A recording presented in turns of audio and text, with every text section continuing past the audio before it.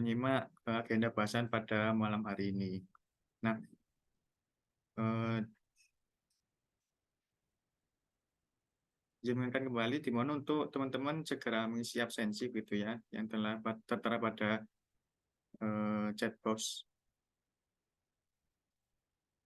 Nah, eh, setelah ini, setelah sesi pembukaan ini bakalan kita langsung masuk ke sesi materi, yang mana bakalan dijelaskan oleh pemateri kita, Mas Cesario Arif Wibowo. Sebelum itu, mohon izin untuk saya menjelaskan terkait teknis kegiatan pada malam hari ini. Untuk malam hari ini, untuk sesi materi akan dibawakan oleh Mas Cesario Arif Wibowo dengan 4 poin materi yang telah saya jelaskan tadi. Nah, untuk sesi materi nanti ada durasinya selama 1 jam. Nah, dimohon pada teman-teman untuk dapat mendengarkan secara seksama ataupun pada sesi praktik bisa sekalian untuk mencoba dari rumahnya masing-masing seperti itu. Nah, setelah sesi materi bakalan ada sesi tanya jawab. Nah, untuk tanya jawabnya sendiri untuk durasinya menyesuaikan dari pertanyaan teman-teman. Apabila teman-teman semakin sering bertanya, maka untuk sesi tanya jawab akan semakin lama seperti itu. Jadi kami memberikan kesempatan pada teman-teman untuk bisa bertanya. Jadi tanyakan aja yang teman-teman ingin tanyakan pada pemateri kita pada malam ini, karena pemateri kita pada malam hari ini cukup terkenal juga dan cukup expert dalam bidang ini gitu. Jadi teman-teman jangan lewatkan sesi malam hari ini seperti itu. Nah, untuk sesi tanya jawab, untuk apabila teman-teman mendapatkan ide pertanyaan, itu bisa disampaikan pada akhir ataupun pada sesi tanya jawab melalui resen, ataupun apabila teman-teman nanti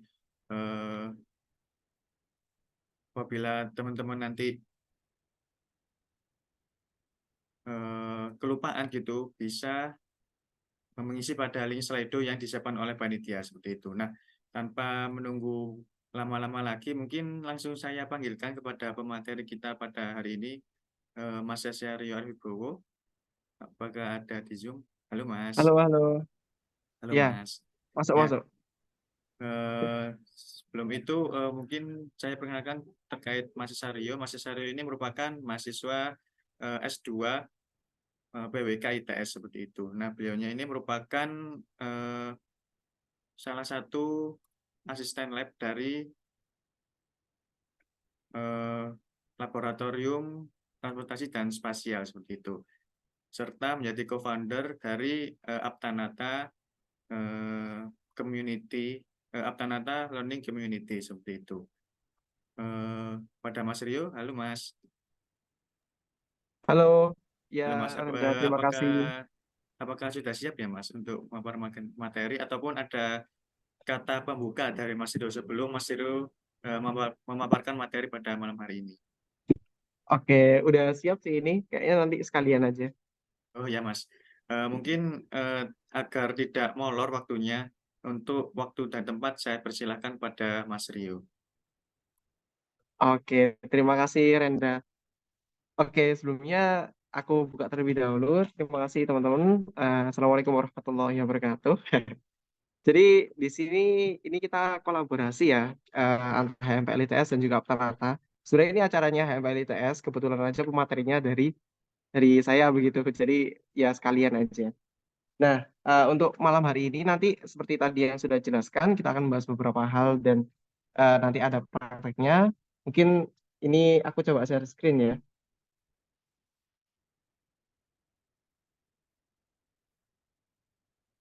Oke, udah masuk ya untuk materinya. Sudah Mas. Oke, bentar.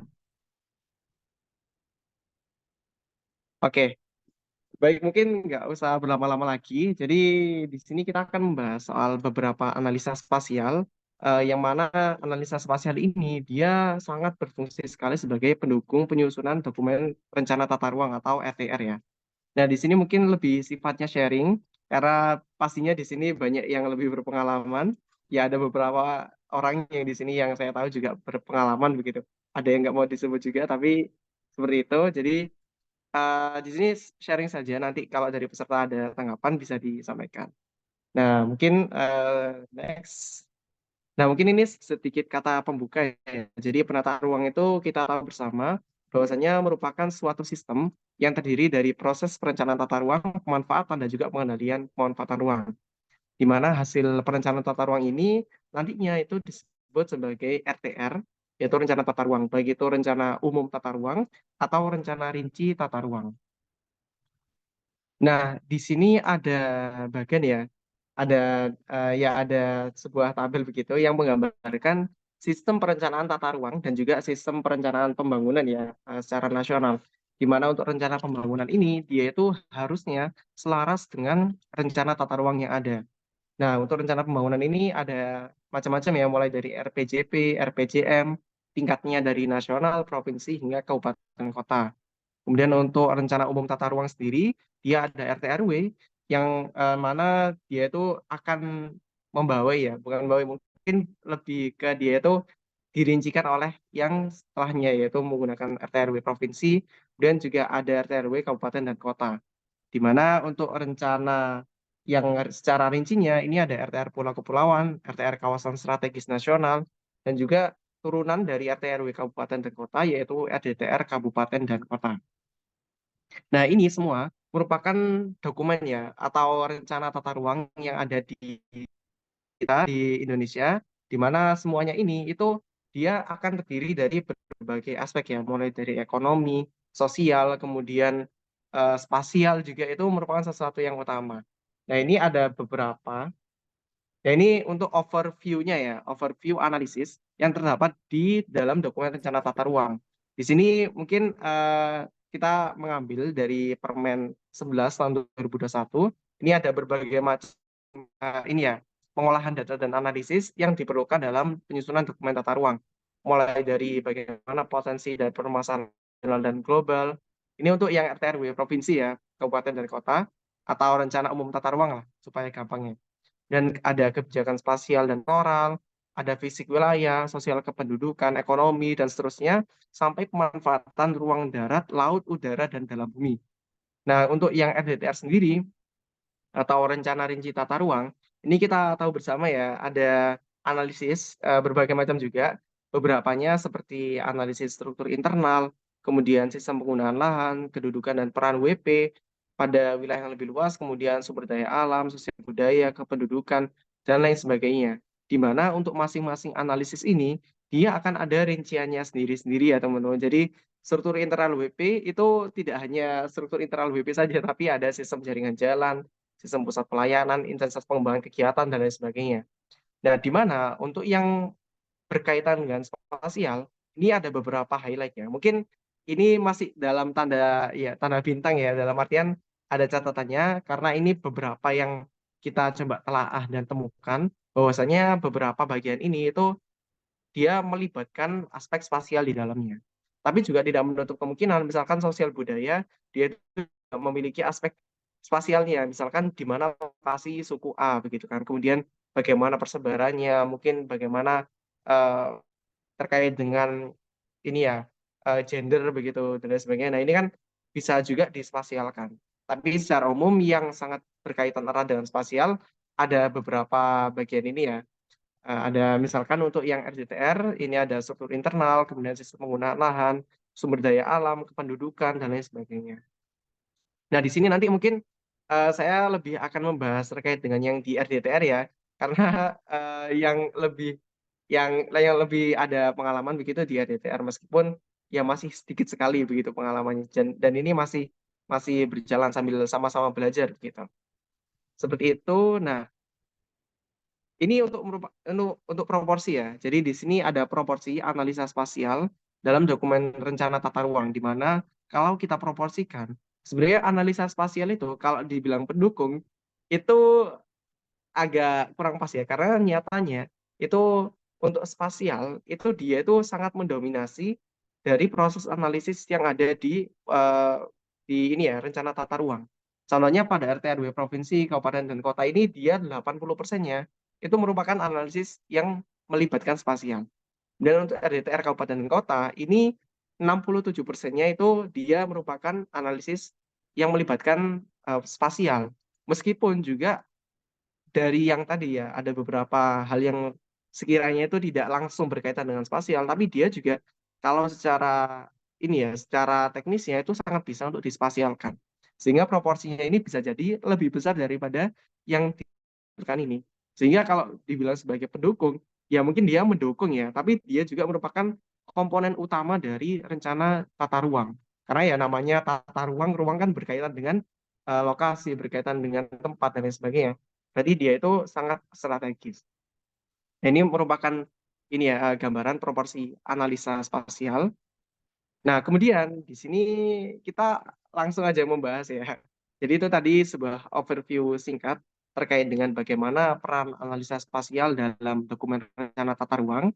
Nah, di sini ini aku akan menjelaskan beberapa tools ya, analisis spasial yang bisa diterapkan atau yang sudah coba diterapkan pada dokumen rencana tata ruang. Ini beberapa tools saja ya, karena kalau nyatanya itu sangat banyak sekali. Nggak semua tentunya dimasukkan ke dalam PPT ini. Nanti mungkin aku share juga ada analisis lain yang juga di luar PPT ini begitu. Nah, mungkin kalau kita runut ya, ini terutama dari yang rencana rinci tata ruang, itu ada namanya itu analisis struktur internal WP, di mana terdiri dari sistem pusat pelayanan, jaringan, dan juga intensitas. Nah, ini kalau yang non spasial, biasanya itu dia akan menggunakan skalogram. Kalau teman-teman pernah tahu, itu dia akan ya membobotkan lah hierarki mana dari wilayah-wilayah kelurahan itu yang dia itu tinggi. Kalau dalam analisis spasial, di sini kita mengenal ya adanya tools kernel density, mungkin banyak juga yang telah familiar, di mana untuk inputnya itu dapat berupa titik sebaran sarana dan juga bobot tiap sarananya. Nah, ini misalkan hasilnya ya teman-teman di sebelah kiri ini, dia itu merupakan peta kepadatan dari bangunan sarana, dari persebaran sarananya. Nah, ini bisa dilihat ya kalau di bagian tengah ini kecamatan kota di kota Kediri, itu dia tinggi begitu untuk intensitas kegiatannya atau iya kepadatannya, kernel density-nya. Nah, untuk hierarkinya di sini kita bisa mengklasifikasikan dari data yang ada sehingga bisa diarahkan sebagai pusat pelayanan. Contohnya ada hierarki pusat 1, 2, 3 dan seterusnya. Nah, ini merupakan analisis yang perlu diperhatikan itu dia itu sebenarnya itu tidak hanya memperhatikan dari sebarannya saja, tapi dari bobotnya juga. Karena terkadang itu ada sarana-sarana yang dia itu sebenarnya bobotnya itu tinggi tapi lokasinya jarang. Misalkan PTN. Nah, PTN kan dia sebenarnya bobotnya tinggi kan. Tapi kalau kita lihat di sebuah kota dia ya cuma satu atau beberapa titik saja. Padahal dia itu bobotnya itu tinggi begitu. Kemudian misalkan rumah sakit, kemudian ada SMA dan lain sebagainya. Jadi setiap setiap apa sarana dia itu memiliki bobot masing-masing dan ini yang perlu ditekankan. Contohnya pondok pesantren itu dia bahkan tidak hanya sarana pendidikan saja seringkali, tapi juga tempat tinggal, adanya perjas dan lain sebagainya. Nah, ini merupakan yang perlu diperhatikan ya. Kemudian selanjutnya ada analisis sistem jaringan jalan, ini terutama analisis aksesibilitas, di mana ini ada centrality dan close centrality. Nah, ini analisis yang digunakan untuk mengetahui tingkat aksesibilitas ya. Kalau di grid itu dia keterhubungan antara nodes dengan lain atau segmen yang lain juga. Kemudian untuk betweenness dia potensi pergerakannya bagaimana. Artinya setiap nodes itu dia dilewati berapa banyak nodes yang lain. Kemudian untuk closeness yaitu terkait dengan kedekatannya atau uh, mana yang dia itu lebih terpusat. Nah, ini untuk toolsnya teman-teman bisa pakai menggunakan QGIS yang nanti kita akan coba praktekkan dan UrbanSCAD dan juga bisa menggunakan ArcGIS ya. Kalau di ArcGIS menggunakan Urban Network Analysis. Nah, inputnya itu sebenarnya sederhana kalau menggunakan QGIS ya. Tinggal data jaringan jalan saja yang nanti kita akan bersihkan gitu. Nah, di sini untuk nilainya, semakin tinggi nilai yang dimiliki, itu dia akan semakin tinggi tingkat aksesibilitasnya. Tergantung dari tools yang digunakan ya. Contohnya kalau misalkan kita membahas Bedouin centrality, semakin yang terang ini berarti dia itu merupakan potensi pergerakan yang tinggi begitu. artinya dia dari segi lokasinya dia itu aksesibilitasnya baik. Mungkin di sini misalkan, oh ternyata kalau memang mau dikembangkan di sini, itu misal jaringan jalannya perlu ditingkatkan, kemudian di situ potensial untuk perdagangan dan jasa, komersial, perkantoran, dan lain sebagainya, itu sangat bisa dari segi aksesibilitas. Dan selanjutnya ini juga ada sistem jaringan jalan. Ini untuk kita bisa mengidentifikasi ya karakteristik dari sistem jaringan jalannya ada. Ini ada Ross diagram ya, di mana di sini menggambarkan bagaimana arah dari jaringan jalan sebuah kota. Ya ini sebenarnya lebih kepada gambaran saja ya, gambaran saja. Meskipun kalau mau ditelaah lebih lanjut, arah perkembangan kota. Jadi kemana sih sebenarnya arah perkembangan kota itu, cenderungnya seperti apa, dan lain sebagainya. Nah ini inputnya jaringan jalan, kemudian untuk toolsnya line direction histogram ya. Ini ada di QGIS itu ada. Jadi untuk arahnya ini, kalau teman-teman lihat, ini yang merah ini ya, yang warnanya pink ini. Jadi arahnya itu dia agak ke timur ya, timur yang ke utara. Oh, ya itu. Jadi arahnya seperti itu. Ini ada based on length, kemudian not based on length. Gitu. Nah, kemudian selanjutnya ada juga ini analisis intensitas pengembangan ruang pada seluruh BP. Nah, ini merupakan analisis yang kemarin kebetulan kita coba gunakan ya di salah satunya DTR Kediri. Nah, ini menggunakan analisis Pierce Nighttime Light. Jadi dia itu analisis, sebenarnya bukan analisis ya, dia itu data yang menunjukkan tingkat emisi cahaya pada lokasi tertentu pada tahun tertentu gitu. Jadi di sini kita bisa lihat ya pada bagian kiri, ini pada tahun 2012 itu dia itu memiliki tingkat emisi cahaya itu pada memusat di bagian ini ya, bagian tengah ini bagian gudang garam, kemudian dan lain sebagainya kalau dari lokasinya ya. Kemudian pada tahun 2017 dia menyebar menuju ke samping-sampingnya dan pada 2022 itu hampir semua bagian dari kota Kediri ini dia memiliki tingkat emisi yang tinggi begitu. Nah, ini kalau kita jabarkan, itu kita bisa memperoleh ya bagaimana pertumbuhan sebuah kota, yaitu intensitas pengembangannya itu seperti apa.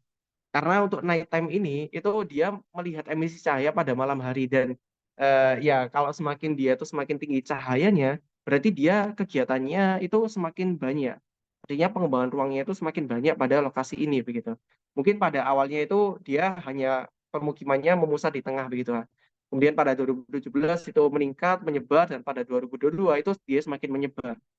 Nah, ini kalau kita coba buatkan grafik seperti ini ya, ini masing-masing kelurahan bagaimana tingkat penyebaran pertumbuhan dari intensitas tadi ya emisi cahayanya, kita bisa salah satunya juga memberikan rekomendasi terkait hierarki dari pusat pelayanan dengan hierarki tingkat emisi yang tinggi, yaitu artinya kan banyak kegiatannya ya. Mungkin dia bisa diarahkan sebagai hierarki satu, atau mungkin dia diarahkan sebagai hierarki dua dan lain sebagainya dengan hierarki yang yaitu tinggi begitu. Nah ini, dan juga untuk FIRS ini itu juga dia itu bisa dikaitkan dengan sosioekonomik. Jadi bagaimana perkembangan dari apa ya PDRB itu bisa dikaitkan. Contohnya misal pada kelurahan tertentu atau kecamatan tertentu dalam konteks kota juga bisa itu PDRB-nya seperti apa itu bisa ya ada jurnal juga yang menghubungkan dengan sosioekonomik dan lain sebagainya itu teman-teman bisa explore ya mungkin juga bisa sebagai bahan proposal lah ya itu seperti itu ini untuk yang first night time ya. Nah kemudian di sini selanjutnya ada analisis sistem penggunaan lahan atau land use ya di mana yang ada itu yang pertama yaitu simpangan antara pola ruang dan juga kondisi existing. Ya ini sebenarnya secara singkatnya kita membandingkan bagaimana sih rencana itu eh, telah ada dan diterapkan seharusnya ya itu dengan kondisi existing yang ada. Nah kalau misalkan dia itu sudah banyak yang sesuai, berarti kan dia itu pembangunannya sudah terlaksana dengan baik, kemudian telah sesuai dengan apa ya tren dari pertumbuhannya. Kalau dia tidak sesuai atau sesuai, berarti kan ada pertanyaan, kenapa kok nggak sesuai ini? Apakah karena pelaksanaannya atau dari perencanaannya yang kurang tepat atau apa faktor apa yang kiranya belum bisa mewujudkan dari rencana pola ruang yang ada. Nah, ini kalau biasanya itu kita bisa mengklasifikasikan secara sederhana ya. Ini yang sesuai itu mana saja, kemudian sesuai dalam satu jenis zona, Artinya dia itu dikembangkan, misalkan ya, contohnya itu dikembangkan perumahan, itu dia dikembangkan sebagai kepadatan tinggi. Tapi pada kenyataannya dia perumahan, tapi kepadatannya masih sedang gitu. Berarti kan ini ya belum sesuai, tapi sudah ada di satu zona. Jadi sama-sama perumahan, tapi dia itu belum menjadi yang kepadatan tinggi. Nah, ini nanti apa ini strateginya? Apakah diberikan insentif? Apakah diberikan jalan subsidi dan lain-lain gitu kan? Masuk perjalanan dan jasa, kemudian ya SPU dan lain sebagainya. Kemudian yang tidak sesuai berarti yang dia itu memang sesuai dengan peruntukannya. Misalkan di pola ruang itu harusnya sawah gitu kan. Ternyata kondisi existingnya dia sekarang jadi perumahan, developer gitu. Berarti kan ini dia tidak sesuai dengan peruntukannya. Menjadi bahan evaluasi. Nah, yang mana ini yang perlu diperbaiki? Kemudian juga itu kita juga bisa membandingkan ya antara kondisi eksisi Anda dengan arahan pada LSD ya. Jadi ini mungkin di bagian yang atas ini merupakan overlay ya antara kondisi ini merupakan yang selain hitam ya. Itu dia itu lahan LP2B. Ini masih menggunakan data LP2 ya. LP2B. Nah, ini dia itu bagaimana gitu. Sekarang itu jadi apa aja. Ini mungkin nanti kita coba share materinya sehingga bisa teman-teman Zoom. Jadi di sini ternyata itu ada beberapa bagian yang dia itu bukan merupakan tanaman, kemudian ada yang ya ada macam lah yang ternyata itu dia masuk ke kawasan KP2. Begitu juga kita juga bisa membandingkan dengan SK Kementerian Kehutanan ya, terutama untuk penetapan kawasan hutan, apakah kawasan hutan yang telah ditetapkan itu dia existing-nya itu sesuai. Jangan-jangan di situ dibangun bangunan, dibangun tempat pariwisata begitu. Itu kan menjadi sebuah evaluasi juga bagi pelaksanaan dari perencanaan tata ruang ini, gitu. Nah, kemudian ini ada analisis selanjutnya, ini tutupan lahan dan runoff yang ditimbulkan. Ini merupakan analisis yang sebenarnya cukup baru ya, cukup baru dan ini kita menggunakan tools dari Pak Sakti. Rekan-rekan pernah ini ya pernah tahu di Urbanesa. Nah, ini beliau mengembangkan tools Urban RVM begitu. Nah, di sini kita bisa menganalisis yang pertama itu ada flow direction. Jadi ketika ada air hujan, itu dia itu akan alirannya mengarah kemana begitu. Nah, ini bisa dianalisis ya. Jadi arahnya kemana? Dari arah itu berarti kan dia itu akan pada suatu titik itu berkumpul begitu. Jadi berkumpulnya itu di mana gitu kan. Ini merupakan run off ya. Kalau selama ini perhitungannya itu dia itu hanya menggunakan hitung-hitungan Excel ya atau menggunakan hitung-hitungan matematika yang menggunakan koefisien kemudian dan lain sebagainya. Tapi kalau ini itu sudah ada aspek spasial. Jadi dia itu di mana gitu, arahnya kemana, berkumpulnya di mana dan lain sebagainya. Ini untuk flow. Nah, kemudian di sini ada berikutnya ya, setelah flow direction itu ada runoff accumulation. Jadi dari yang ada itu dengan koefisien penggunaan lahan yang ada itu dengan limpasan yang terbesar itu di mana saja. Nah, ini kalau teman-teman perhatikan di bagian kiri ini di ini ya agak kaki bukit begitulah. Jadi artinya dia kelerengannya tinggi, kemudian koefisiennya itu dia itu ini ya dia itu kurang begitu koefisiennya. Sehingga ketika ada air hujan itu dia itu akan mengalir begitu. Jadi kalau pada penggunaan lahan itu kan berbeda. Jadi ada koefisien runoff tertentu di mana ada nilai seberapa besar sebuah zona itu dia bisa menyerap air. Jadi ketika ada hujan, itu airnya itu dia akan terserap berapa persen gitu kan. Gampang begitu. Nah, sisanya yang tidak terserap, dia itu akan dialirkan ke airnya. Nah, di sini itu dia digambarkan begitu. Air yang dialirkan ke wilayah sekitarnya itu dia itu melewati mana saja. Dan kalau kita zoom in ya di bagian tengah ini, dia ternyata aliran airnya itu akan mengenai beberapa lokasi permukiman. Nah, ini kan dalam perencanaan sangat krusial ya. Sangat krusial sekali karena mungkin debitnya ketika dia itu pelan, ya nggak ada masalah begitu kan. Tapi kalau debitnya itu tinggi, berarti kan dia akan limpasannya itu mengenai masyarakat begitu. Ini bisa bisa menjadi arahan, misalkan dikembangkan drainase atau kawasan resapan dan lain sebagainya begitu ya. Nah, kemudian dari arah aliran ini itu juga bisa ditemukan untuk titik kumpul dari airnya. Jadi alirannya kemana saja, kemudian di lokasi dengan nilai elevasi yang terbawah, dia itu akan berkumpul. Ya kan kalau prinsip air kan dia dari atas ke bawah kan. Ketika dia sudah mencapai terendah, dia itu akan ya berhenti di situ gitu. Nah, yang jadi masalah ketika dia berhenti di lokasi-lokasi yang merupakan kawasan permukiman, berarti kan dia akan menimbulkan banjir. Ya kan? Ketika dia berhenti di lokasi-lokasi permukiman dengan debit yang tinggi, dia itu akan menimbulkan banjir, kemudian ya berbagai dampaknya gitu. Uh, mungkin juga longsor kalau tadi ya yang sebelumnya. Sehingga di sini itu bisa menjadi arahan begitu. Sebenarnya dari lokasi-lokasi yang ada ini, itu apakah dia itu akan dikembangkan tadi ya drainasenya, atau di situ akan ada kawasan resapan, resapan air ya, dan apakah di situ ada pembangunan infrastruktur tertentu untuk mengatasi hal tersebut. Nah, ini kalau di zoom ini ada beberapa grid ya, ada beberapa lokasi yang memang di situ merupakan potensial terkumpulnya air hujan ya, ketika terjadi hujan. Dari situ juga ada nilai volumenya, jadi berapa banyak begitu volumenya milimeter kubik per jam ya. Itu seperti itu. Nah, kita bandingkan ini dengan daerah rawan banjir ya. Jadi ternyata memang pada lokasi dia itu dengan nilai tadi runoff yang tinggi, runoff volume overtake catchment yang tinggi, itu dia itu lokasinya itu memang berada di kawasan rawan banjir begitu. Artinya bahwasanya dengan hujan yang ada itu ternyata memang di situ sesuai begitu. Jadi di situ memang rawan banjir. Nah, ini berarti menjadi pertanyaan, apakah infrastruktur yang dia sudah bisa mengatasi selama ini? Apakah selama ini juga apakah bisa teratasi dengan baik? Kemudian bagaimana strateginya begitu? Nah, ini ya bagaimana evaluasi terhadap kapasitas drainase maupun rekomendasi untuk meningkatkan kawasan resapan dan kapasitas drainase begitu. Ini ada tools-nya yang digunakan dan juga input yang digunakan. Seperti itu. Nah, kemudian berikutnya ini sebenarnya tidak ada dalam pedomannya, tapi ini sangat penting, yaitu analisis prediksi pertumbuhan lahan. Karena kita sebagai perencana, kita dituntut untuk merencanakan sesuatu hal di masa depan. Nah, semakin baik kita memandang sebuah masa depan, semakin kita memahami masa depan itu arahnya seperti apa, kita sebagai planner itu akan semakin bagus ya.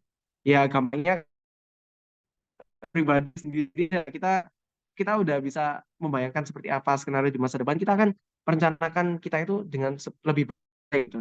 Apalagi dalam konteks kota.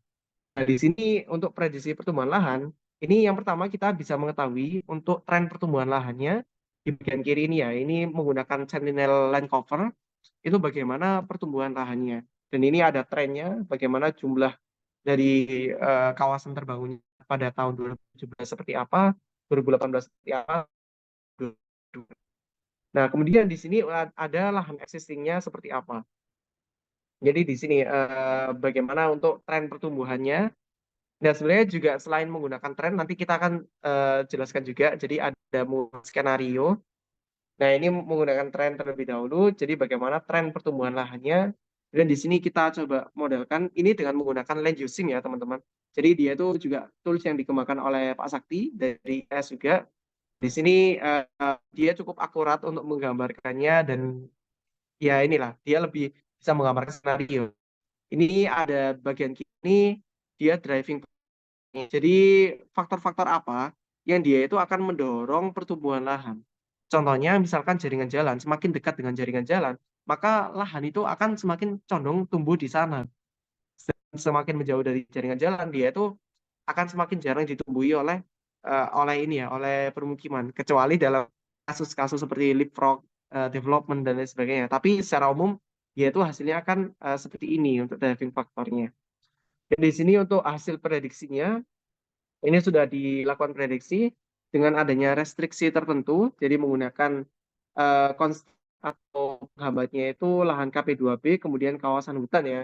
Kemudian di sini juga dari hasilnya, itu ternyata terdapat beberapa lahan yang terkonversi, yaitu lahan kosong, itu ada sekian 8.000 sekian sel, dan pertanian, dan juga adanya perlindungan setempat. Nah, ini juga merupakan sebuah ini ya, kalau bisa didalami, itu sangat bisa banget itu. Jadi misalkan pertanian itu dia akan menurun sebanyak 100.000 9.000 sel ya, 109.000 sel. Nah, dampaknya apa terhadap ketersediaan pangan? Ini kan ini kan sebuah ini ya, sebuah kalau kita kaji mungkin kalau secara spasial saja, oh ya udah pertaniannya dia akan berkurang seperti ini gitu. Tapi apa dampaknya terhadap ketersediaan pangan? Kalau misalkan ternyata yang terkonversi itu hutan ya. Bagaimana dengan kelestarian?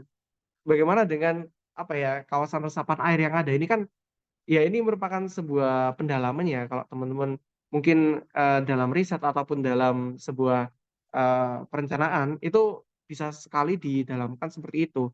Jadi seperti apa skenarionya, seperti apa pertumbuhannya, kemudian dampaknya itu seperti apa. Bisa menggunakan rapid assessment, jadi kita nilai begitu, atau ya kita benar-benar mendalami begitu.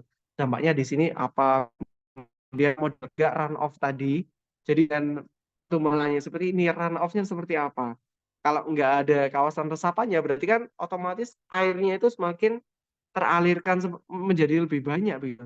Dampaknya apa? Mungkin banjirnya meningkat, kemudian longsornya juga semakin rawan. Ya, ini merupakan pendalamannya ya. Dan ini ada kalau berdasarkan skenario, ini mungkin yang pernah saya lakukan sendiri. Jadi, kalau nanti nanti akan saya coba share yang ada, tadi dikirimi bahan oleh beliau, oleh Pak Sakti. Nah, ini kalau yang pernah saya lakukan secara ini ya, secara dummy atau sederhana begitu ya. Ini dengan simulasi model 1 dan model 2 dengan constraint LSD dan juga tidak ada constraint. Nah, kalau dengan adanya constraint, ya tidak ada constraint ya, sebelah kiri dulu itu dia akan berkembang dan mengkonversi lahan-lahan lahan pertanian yang ada. Nah, ini kan ya itu tadi dampaknya seperti apa itu bisa dinilai. Tapi kalau dengan adanya constraint LSD, dia itu akan mengkonversi area terbuka yang lebih banyak, tapi pertaniannya itu dia lebih lebih terjaga lah. Ini beberapa hasilnya ya. Bagaimana kalau eksisnya apa, model 1 seperti apa, dan model 2 itu seperti apa gitu. Nah, ini merupakan skenario dan kalau lebih lanjut teman-teman bisa sekali menggunakan skenario berbagai macam hal ya. Misalkan skenario dengan rapid development.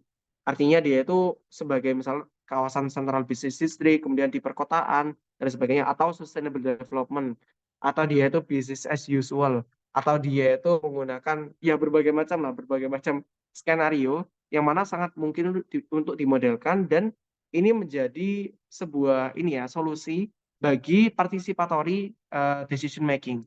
Karena ketika kita modelkan seperti ini, nanti pemangku kepentingan inginnya yang seperti apa, kemudian dari masyarakat prefer-nya yang seperti apa. Ini kan sangat bisa digunakan sebagai participatory mapping ya. Ini sebenarnya merupakan ini ya, solusi juga. Jadi perencanaan itu tidak hanya satu kita analisis, jadi rencana selesai, enggak.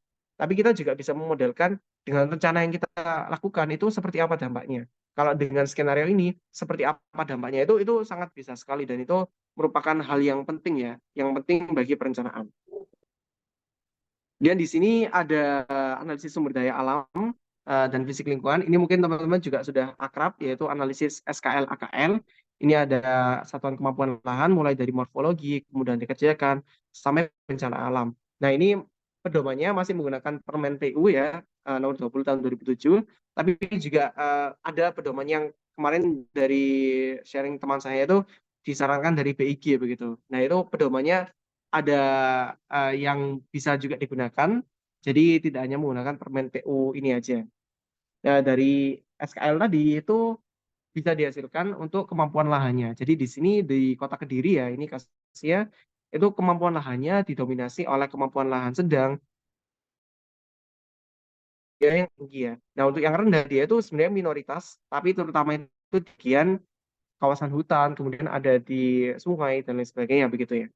Nah, ini untuk lebih lanjutnya teman-teman bisa mengevaluasi ya bagaimana kondisi existing dengan kemampuan lahan yang ada. Jadi ketika dia itu kemampuan lahannya itu rendah tapi dibangun dengan bangunan, berarti kan dia itu sebenarnya tidak sesuai begitu. Strateginya apa? Apakah di situ disarankan untuk misalkan dia itu lemahnya pada kestabilan lereng, berarti di lokasi itu dia disarankan untuk strukturnya diperkuat gitu. Kalau di sana itu ternyata rendahnya itu karena SKL drainasenya yang buruk, berarti ya kita sebagai planner di zona itu, dia itu diarahkan dengan adanya misalkan drainase yang kegiatan drainase, pembersihan drainase dan lain sebagainya gitu ya. Ini bisa didalamkan seperti itu. Jadi tidak hanya toh kita menghasilkan kemampuan lahannya ada, kesesuaian lahannya kita telah sesuainya karena apa, kedidikannya itu karena apa gitu. Jadi kalau kita balik ke slide sebelumnya, nah ini kan ada macam-macam kan. Nah, kita bisa evaluasi itu. Dia di lokasi itu, dia yang rawan atau nilainya yang rendah itu apa begitu. Misalkan ketersediaan airnya itu dia itu rendah. Berarti di situ nanti mungkin ada eh, apa dikembangkan sumur, sumur bawah tanah begitu atau memang perlu untuk didatangkan dari luar atau subsidi silang dan lain sebagainya. Ini pendalamannya. Jadi kita hanya melakukan analisis, running selesai, tapi kita juga mendalami begitu. Apa dampak dari analisis kita terhadap kondisi yang ada seperti itu. Nah, berikutnya ini analisis pendudukan. Ini di sini kita bisa menggunakan analisis untuk mengetahui distribusi dan kepadatan penduduk. Jadi di sini menggunakan model dasimetrik ya, dasimetrik model. Nah, dia itu akan mengetahui ya, dia itu akan menggambarkan bagaimana persebaran dari distribusi dan kepadatan penduduk di sebuah wilayah. Nah, untuk toolsnya secara mudah itu ada di GHS ya, Global Human Settlement ya, Population. Nah, itu teman-teman bisa langsung download di situ atau menggunakan tools juga yang dikembangkan oleh Pak Sakti. Ini lebih custom ya. Jadi faktor pendorong untuk masyarakat itu berkumpul di sebuah tempat itu lebih custom, itu Urban PDE ya. Jadi kita bisa menganalisis dari populasi yang ada, misalkan dari BPS gitu ya. Kemudian di situ ada permukimannya seperti apa, kemudian ada jaringan jalannya seperti apa, ada driving faktornya seperti apa, dan di situ ada pertanian dan lain sebagainya, sehingga kita tahu dari populasi yang ada itu dia itu persebarannya di mana saja.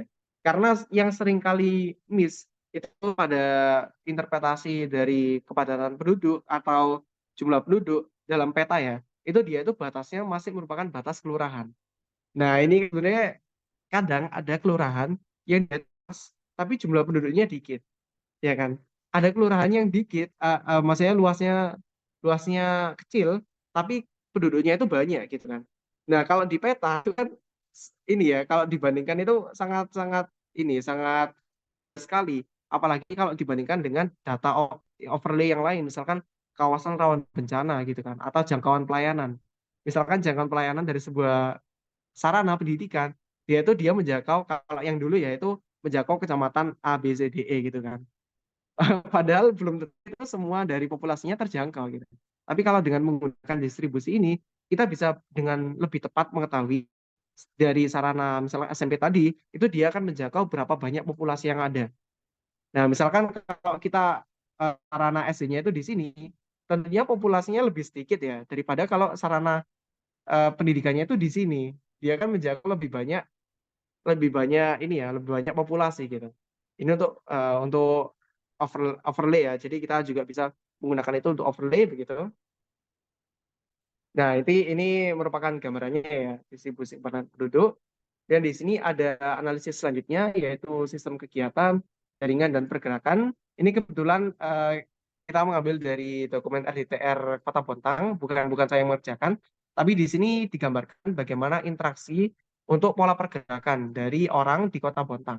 Jadi di sini ada ini ya pola pergerakannya bagaimana, originnya kemana, destination-nya kemana, kemudian bagaimana bangkitannya seperti apa, dan bagaimana tarikannya seperti apa. Nah, ini teman-teman bisa menggunakan trip rate ya, atau ya kita kenal pada kuliah dulu itu four step model, yaitu bisa digunakan dengan inputnya bisa menggunakan jumlah penduduk, kemudian luas permukiman, luas lahan terbangun, dan luas lahan terbangun non permukiman. Nah, di mana di sini untuk interaksinya itu ketika dia memiliki trip rate yang tinggi, itu artinya dia memiliki interaksi antara wilayah yang besar begitu. Nah, di sini kalau dibebankan ke berarti kan di situ akan meningkatkan volume yang ada. Bagaimana strategi kita untuk mengatasi volume yang ada. Belum lagi kalau dimodelkan pada 20 tahun ke depan begitu. Bagaimana dia itu dari beban yang ada itu dibandingkan dengan kondisi jaringan jalan yang ada. Ini kan ada ini ya, ada mungkin ada misalkan dia itu ternyata kemudian jaringan jalannya kapasitasnya tidak memadai. Nah, ini kan merupakan sebuah permasalahannya. Ya, ya ini merupakan beberapa pembahasan ya kalau teman-teman bisa mendalami itu sangat bagus sekali begitu. Kemudian di sini juga selanjutnya itu ada analisis sumber daya buatan. Ini contohnya ya, mungkin ada juga yang lain. Ini jangkauan pelayanan sarana. Di mana jangkauan pelayanan sarana ini itu yang lebih akurat. Kalau selama ini di beberapa dokumen tata ruang itu menggunakan buffer ya, basis. Jadi untuk yang buffer itu sebenarnya kalau bisa dibilang itu dia kurang akurat kalau untuk jangkauan pelayanan sarana. Kenapa? Karena buffer itu dia hanya berupa jarak Euclidean ya, jarak udara. Artinya dia itu tidak mempertimbangkan jaringan jalan yang ada. Dalam artian ketika kita misalkan sarananya itu di bagian sini ya, yang di pojok ini, kalau kita buffer, itu dia itu akan seperti ini ya, secara merata. Padahal jaringan jalannya itu hanya di bagian kanan saja. Nah, ini kan kalau dari aksesibilitas itu juga sangat mempertimbangkan jaringan jalan. Jadi di sini yang lebih tepat itu menggunakan analisis service area. Nah, toolsnya bisa teman-teman menggunakan UrbanSCAD, itu juga ada. Kemudian di QGIS menggunakan ISO area. Kemudian di ArcGIS itu juga ada service area pada network analysis ya. Nah, untuk mengetahui jangkauannya. Dan satu hal lagi ya teman-teman yang perlu dicermati untuk jangkauan pelayanan sarana ini adalah bagaimana sarana itu dia itu terkadang untuk sarana tertentu itu dia secara individu. Dalam artian dia itu pelayanan itu tidak tidak apa ya, tidak berupa hubungan semuanya gitu. Kalau di gambar ini itu kalau teman-teman perhatikan ini kan sarana kesehatan.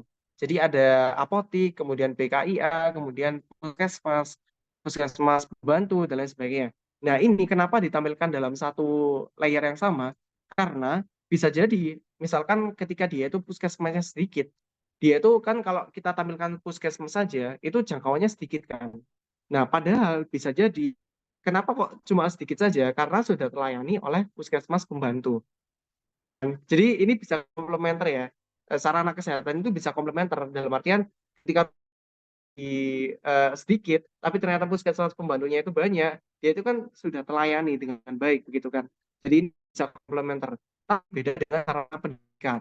Kalau sarana pendidikan, kalau SMP-nya sedikit, ya berarti dia nggak bisa dikomplementerkan, nggak bisa di ini ya, nggak bisa dilengkapi dengan SD karena beda tingkatannya begitu.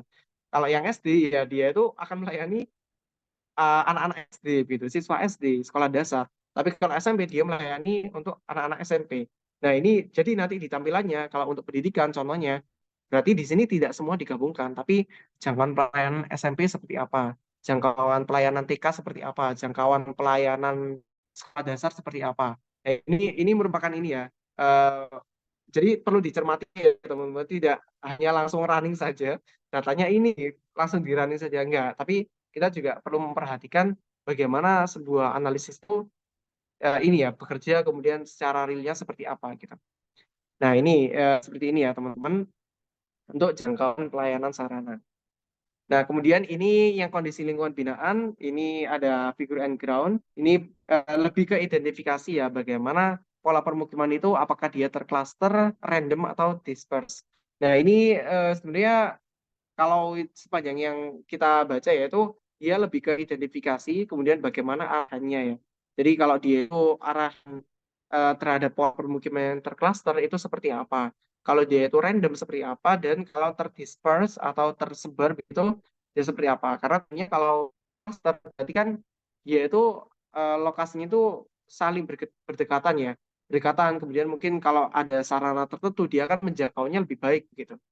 Beda kalau dia itu tersebar, berarti kan dia itu akan lebih acak ya, lebih acak dan jangkauan sarana itu bisa jadi sangat ini, sangat bisa jadi tidak terlayani dengan baik gitu.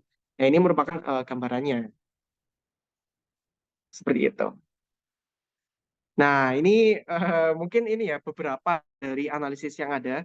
Sebenarnya mungkin nanti kalau mungkin aku share screen lagi ya. Jadi ini ada tambahan lagi ya.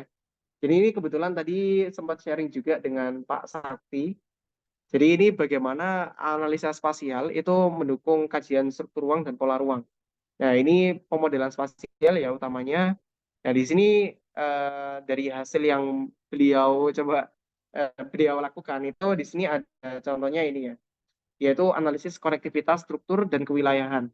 Jadi bagaimana struktur dari sebuah wilayah, kemudian konektivitasnya, kemudian ini bagaimana berdasarkan nilainya, berdasarkan nilai waktu, impedance-nya bagaimana, dan ini jaringan dan potensi interaksi wilayahnya.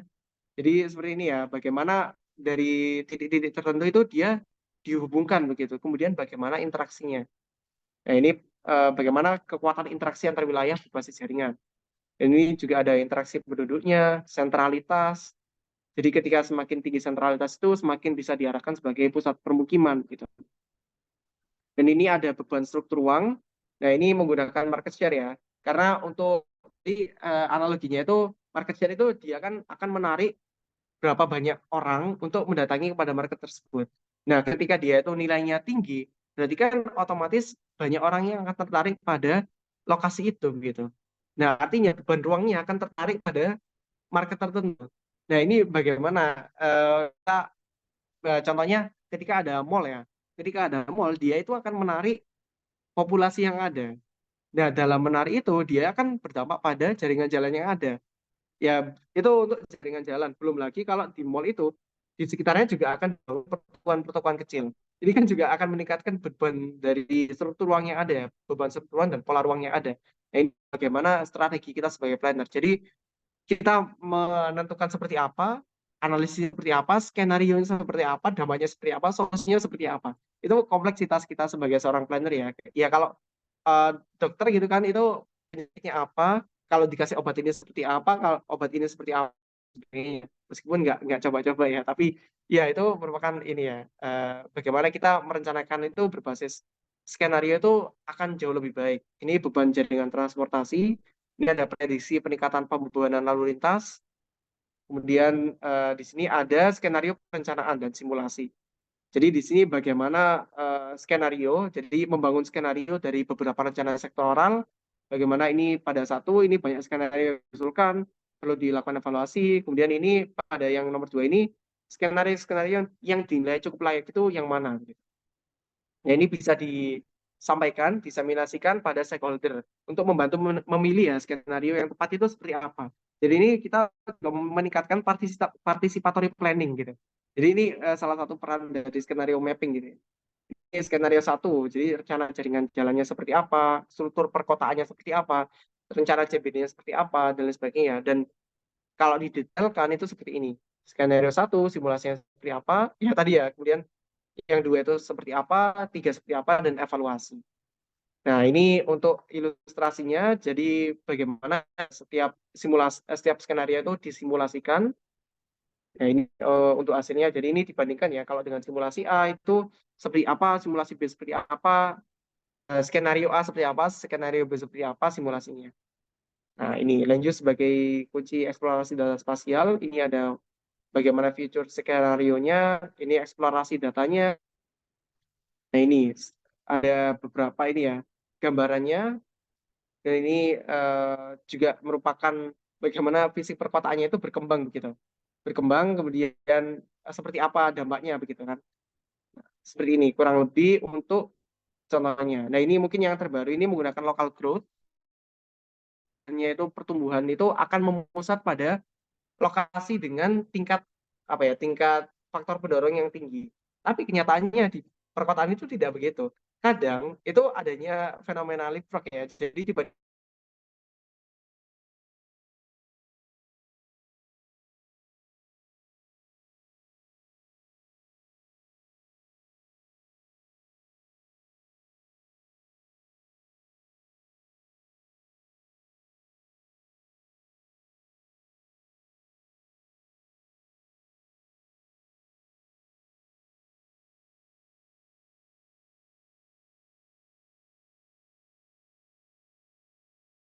ada. Oh iya Mas, maaf Mas Oke. nanti terputus jaringannya. Ya, oke mungkin bisa dilanjutkan agenda selanjutnya Rendra. Mungkin tanya jawab atau langsung yang praktek ini.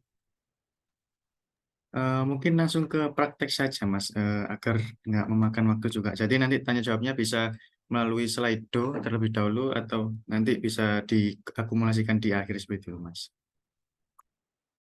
Oke, oke. Mungkin kita praktek ya.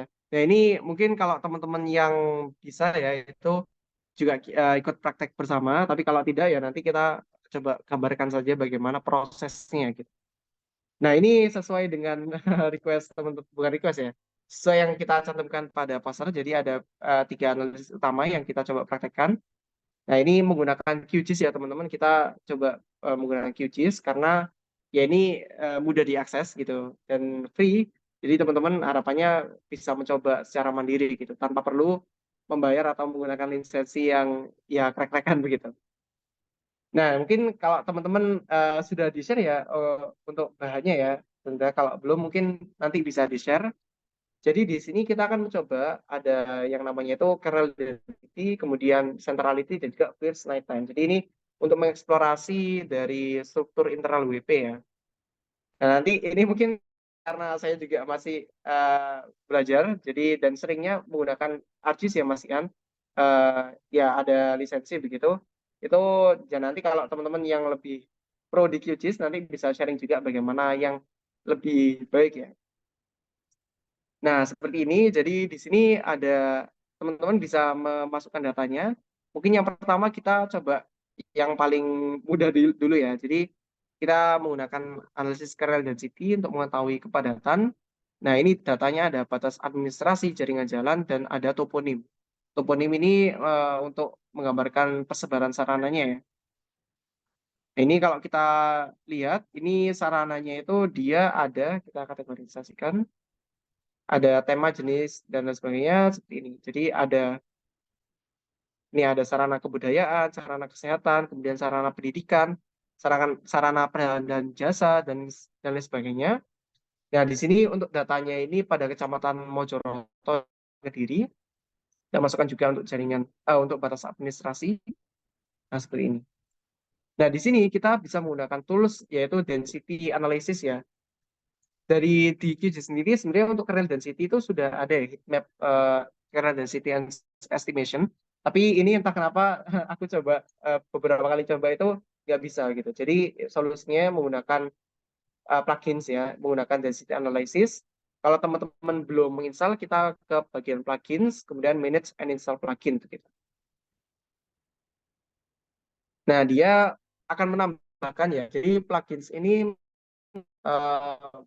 ini ya sebuah tambahan fitur yang bisa teman-teman opsional tambahkan. Kita cari saja density analysis seperti ini. Nah, teman-teman kalau belum bisa diinstal ya. Tapi ini saya sudah menginstal, jadi langsung saja. Ini bisa di-upgrade juga, tapi kita coba skip dulu. Nah, nanti keluarnya akan seperti ini ya, di bagian bawah ini density analysis. Seperti ini. Nah, kita bisa buka dan kita cari yaitu kernel density estimation style heat map gitu. Nah, di sini kita bisa langsung memasukkan inputnya. Jadi toponim sebagai inputnya, kemudian selnya itu berapa, measurement unitsnya, misalkan ini 100 saja. Dan radiusnya juga kita samakan 100, ini meter gitu. Jadi supaya tidak terlalu kecil ya, nanti kecil nanti lama. Nah, kemudian setelah itu yang lain bisa kita opsional ya, kita bisa sesuaikan atau kita langsung. Nah, dia akan menghasilkan seperti ini. Jadi ini cukup cepat ya, teman-teman. Jadi dari data sarana yang ada, itu dia akan menghasilkan kepadatannya itu seperti apa. Jadi ternyata pada yang bagian bawah ini, dia itu memiliki tingkat kepadatan dari sarana itu yang tinggi begitu. Nah, kalau kita bisa telah lebih lanjut, mungkin dia bisa dijadikan sebagai hierarki pusat pelayanan. Nah, untuk yang ini, untuk yang di QGIS. Jadi untuk yang kemarin analisis di ADTR itu, saya menggunakan ArcGIS ya, mungkin menggunakan ArcPro. Sebenarnya pakai ArcGIS juga bisa. Nah, itu dia bisa di customisasi ya untuk lokasinya, jadi seperti apa. Tapi untuk yang ini dia itu sudah cukup begitu. Nah, di sini kita bisa menggunakan misalkan zonal statistik untuk mengetahui dari tiap kelurahannya itu tingkat dari kepadatannya seperti apa. Kita bisa zonal statistik ya, kalau teman-teman ini. Tapi ini tidak ada data ini ya kelurahannya, tapi kita gambarkan saja rasa layer zonal statistik. Nah, dia input layer seperti apa, zone layernya seperti apa. Nah, ini nanti dia akan menghitung ya, bagaimana untuk tingkat dari tiap kelurahannya itu kepadatnya seperti apa. Nah, ini merupakan yang pertama, jadi cukup cepat ya teman-teman. Tadi kan dalam analisisnya, karena running saja. Kita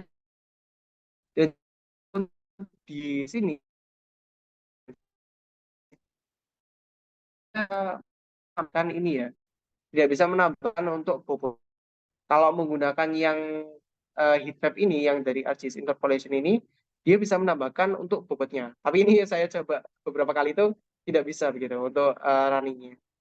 Ya nanti mungkin kalau ada akan kita coba up ya pada channel YouTube kita, jadi teman-teman bisa mengakses tidak hanya malam ini, tapi kapanpun gitu.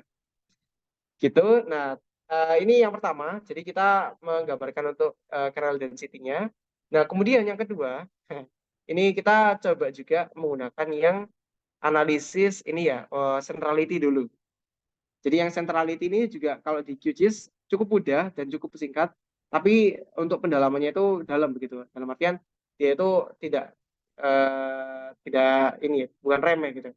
Nah, ini kita bisa memasukkan jaringan jalan yang ada, kita bisa drag saja. Nah, untuk input yang dibutuhkan itu hanya jaringan jalan saja ya, teman-teman.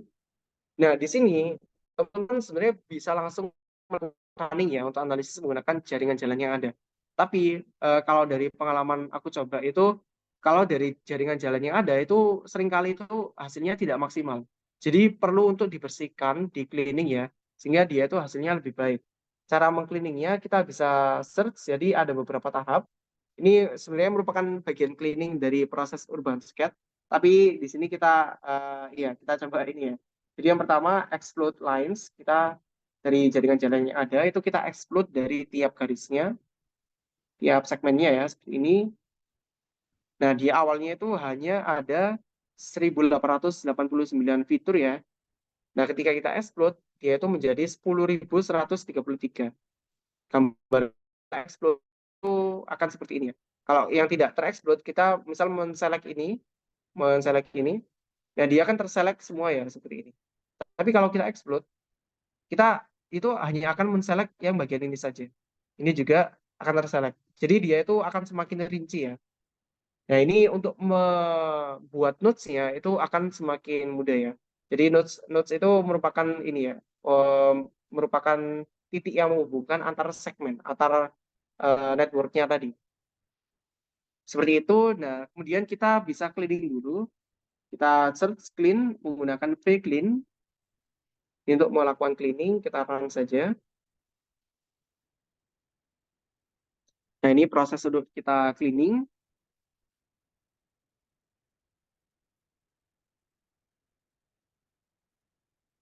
Ya, ini masih loading ya, teman-teman. Nah, dia seperti ini, dia sudah tercleaning ya. Kemudian kita setelah itu yang terakhir kita perlu mengecek untuk apakah dia itu ada network yang tidak terhubung. Jadi kita menggunakan plugin tambahan, kita coba search ya, itu disconnected island. Nah, dia itu bisa mengidentifikasi untuk jaringan mana yang dia itu terputus ya, terputus untuk koneksinya.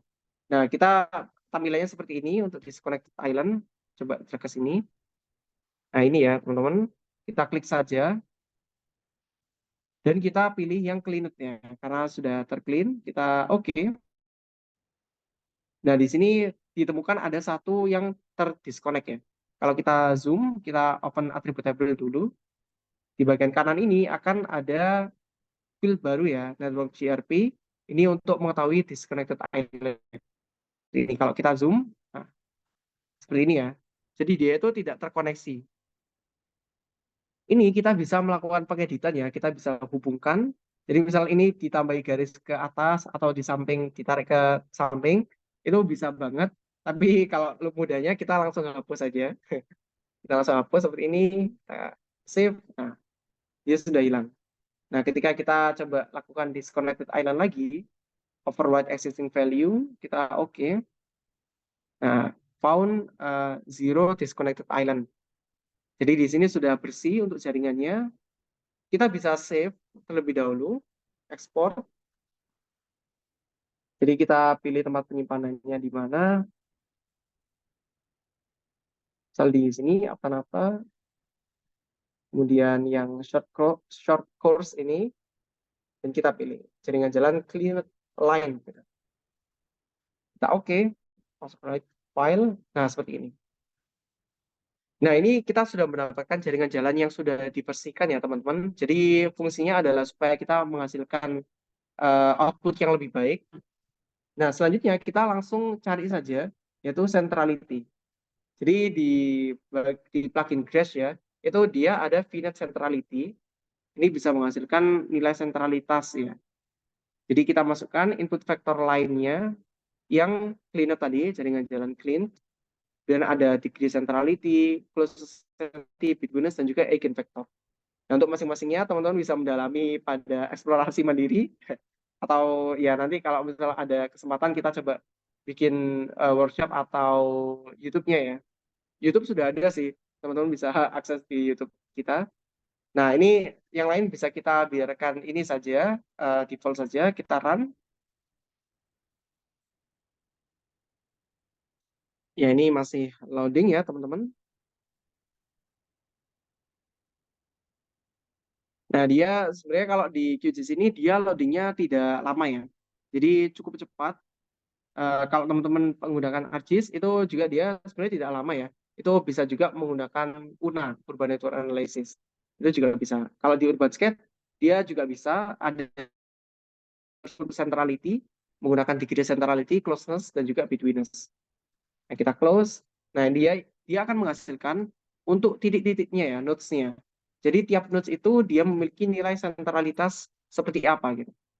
Nah, mungkin kita coba visualisasikan, kita properties, dan graduate value, kita pilih misalkan yang betweenness.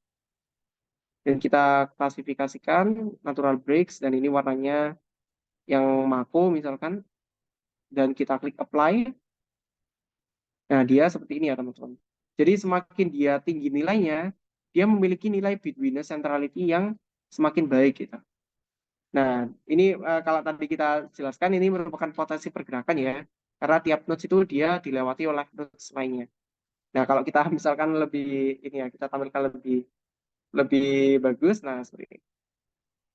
Nah, dia akan lebih terlihat ya bagaimana nodes mana saja yang memiliki nilai lebih tinggi.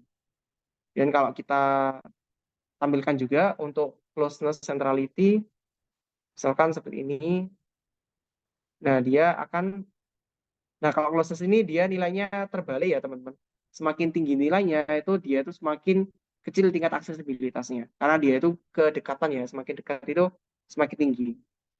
Nah, dia seperti ini, ternyata kalau dari closeness dia itu yang pemusatannya, sentralitasnya itu nah, ini tampilan teman-teman seperti ini. Dan begitu juga kita bisa menampilkan juga untuk yang eigenvector dan juga degree centrality. Nah, itu merupakan untuk analisis sentralitas. Nah, dari situ kita sudah bisa menginterpretasikan begitu. Itu sudah bagus lah istilahnya untuk menginterpretasikan. Oke, seperti itu untuk yang dua ya, untuk yang centrality dan kernel density. Nah, selanjutnya adalah untuk Pierce Nighttime Light. Nah, ini yang cukup lama ini sebenarnya untuk prosesnya, karena kita perlu mendownload. Jadi, untuk Nighttime Light, ini kita perlu mendownload datanya terlebih dahulu pada NASA ya, NASA Black Marble. Kita bisa search pada website ya, pada website. Ini pada Edge misalkan, kita cari NASA Black Marble. Namanya bagus ya, Black Marble gitu. Jadi dia menggambarkan untuk ini ya, pada malam hari itu seperti apa gambarannya. Nah, seperti ini misalkan. Ini emisi cahayanya, mungkin aku share juga di kolom chat ya. Ini teman-teman bisa akses. Nah, pada bahan yang dikirimkan, pada intip ini ya, bahan yang dikirimkan itu sudah ada untuk bahan yang bisa kita olah. Gitu. Nah, di sini kita perlu, yang pertama itu mencari produknya ya di bawah ini. Nah, produknya sendiri itu free, open access ya. Jadi teman-teman bisa mendownload itu secara ada berbagai macam ya. Ada yang first night time itu dalam daily, kemudian monthly, dan juga annual tahunan gitu. Nah, di sini kita menggunakan misalkan yang tahunan ya, karena kalau hari sepertinya terlalu rinci. Jadi kita menggunakan yang tahunan, kita klik kanan terlebih dahulu. Nah, kita juga perlu mendownload untuk Black Marble Tile Grid Shapefile. Jadi ini untuk kita mendownload. Jadi kalau di datanya yang ini, itu dia akan menggambarkan di seluruh dunia. Jadi di seluruh dunia itu seperti apa. Nah, kita perlu mendownload yang lokasi kita saja. Nah, ini terbagi menjadi grid-grid tertentu ya.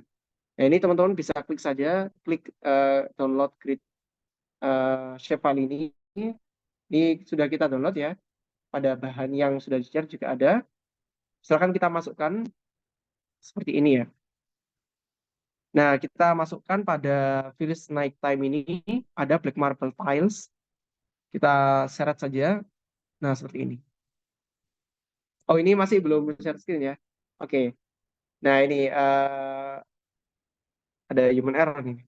Nah, ini kita masukkan untuk tilesnya seperti apa. Kita marble tiles, kemudian kita tarik saja.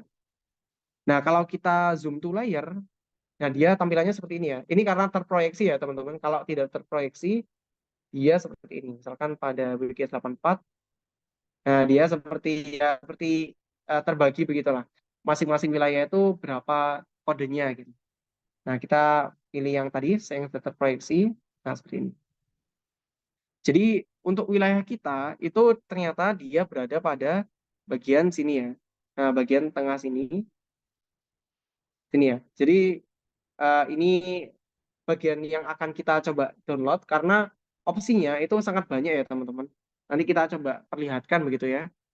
Nah, di sini kita coba klik identity ya, identify features pada Black Marble-nya. Nah, ini tiles ID-nya H29V09.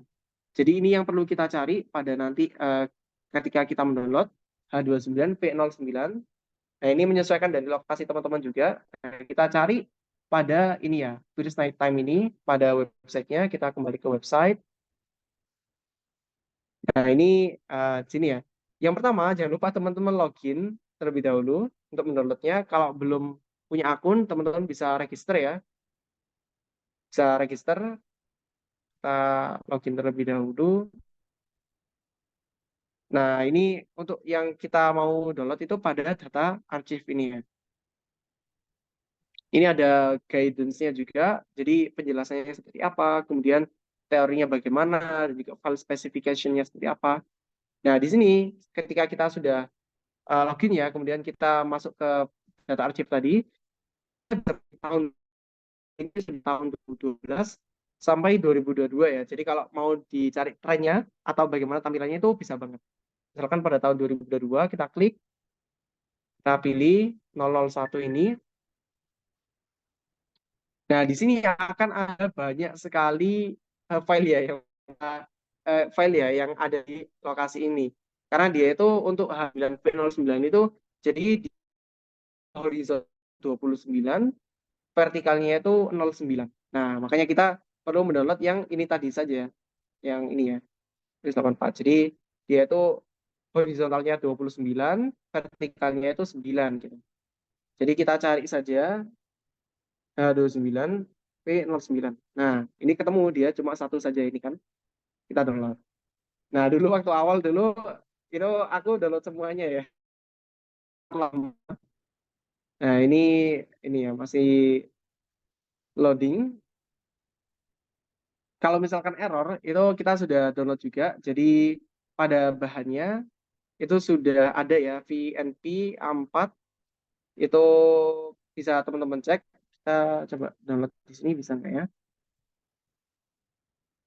Ini kalau tidak bisa biasanya karena loginnya itu belum atau ya mungkin ada bermasalah dari koneksinya begitu. Jadi ini mungkin yaitu untuk tutorialnya tinggal mendownload saja. Jadi kita bisa login ini Earth Data Login. Kita cari bisa nggak ini?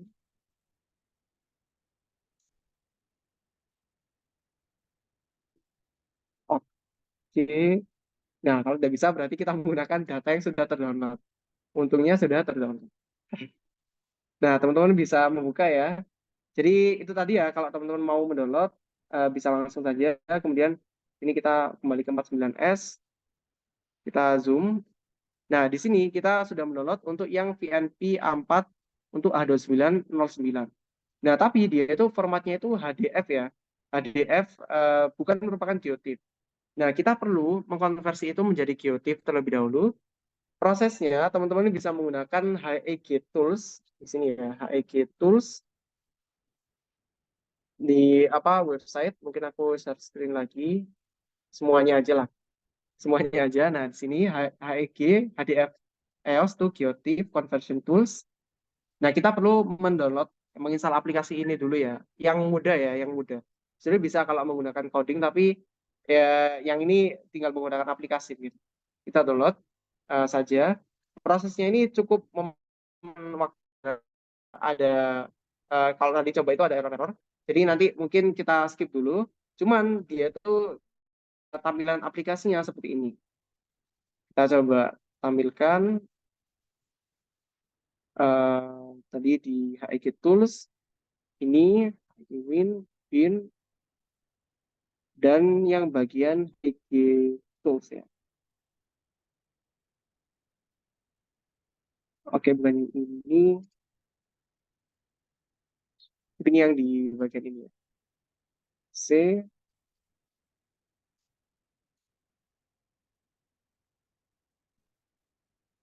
HEG ini ya. HEG Win, dan Bin, cari yang HEG Tools ya. HEG Tools, batch file.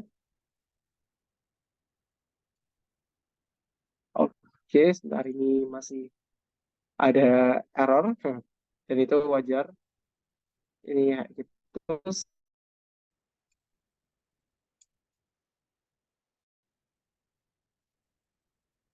Nah, dia tampilannya seperti ini ya, teman-teman. Ini untuk HEG conversion-nya. Jadi untuk yang format HDF tadi, dia itu format dari NASA ya untuk menyimpan berbagai macam raster dalam satu file begitu. Jadi kita perlu mengekstrak terlebih dahulu. Nah, di sini kita bisa aduh, sorry itu tadi salah klik. Nah, kita bisa open HDF ini ya, HDF EOS. Nah, kita bisa cari lokasinya tadi di mana, OneDrive, tadi kita save di apa, kolaborasi, short course. Nah, di sini, misalkan ini, open.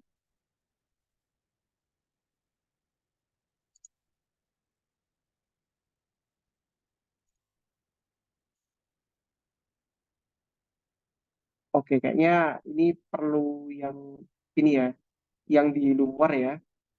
Kita coba cari PNP.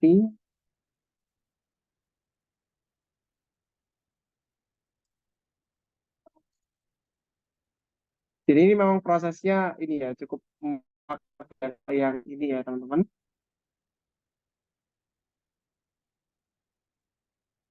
Nah, ini PNP yang H2909 ini misalkan. Kita open. Nah, seperti ini. Dia akan isinya ada berbagai macam ya. Teman-teman bisa pelajari lebih lanjut pada guide-nya. Itu ada yang near nadir composite, snow free, kemudian ada yang dia itu pada snow cover dan sebagainya. Nah, kita pilih saja ya, misalkan yang paling atas near nadir composite yang snow free ya. Kita pilih selected dan di sini kita langsung saja pada bagian kanan ini sudah oke dan kita accept. Oke, kemudian di sini kita save. Misalkan pada download ini eh, di sini lah, misalkan di luar ya, kita save nanti 6 short course. Oke, sebenarnya kayaknya agak ini ya.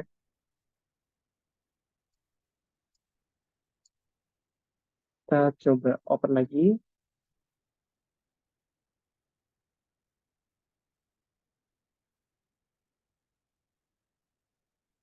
DNP ini dan oke, kita masukkan ini oke, kita accept, kita langsung run saja.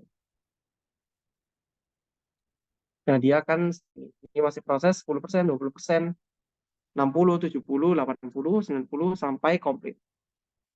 Nah, di sini kita bisa lihat ya untuk bagaimana prosesnya. Output file name-nya di sini user downloads dan di sini ada grid and dnb 2D ya. Kita bisa cari jadi pada download ya. Ini yang grid 2 yang dnb 2 dimensi ya. Kita masukkan pada QGIS kita seperti ini. Ini nah, seperti ini ya. Nah, di sini kita bisa mengekstrak ya, ekstrak by mass pada wilayah yang studi kita.